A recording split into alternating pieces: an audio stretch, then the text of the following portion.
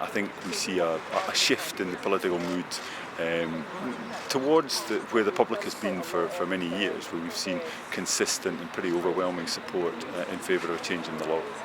Do you think as things stand just now, most MSPs are behind you? Do you have a tally maybe?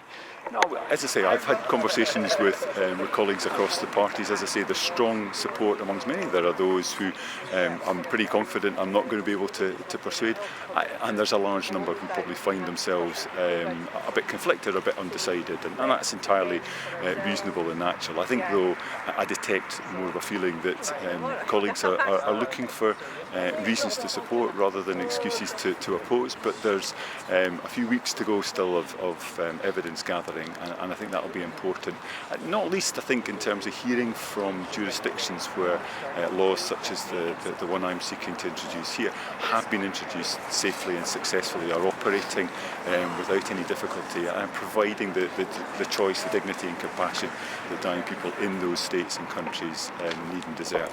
What do you make of Wes Streeting's interventions, the Health Secretary down in Westminster? That obviously doesn't affect the legislative process up here, but are you maybe a bit concerned that might sway some people away from backing your bill? Well, I think, in a sense, some of the concerns he raises around the need to invest more in palliative care are concerns I've been raising in the context of my own bill. It's certainly something I strongly support. These things need to go hand in hand as part of a broad range of end-of-life choices.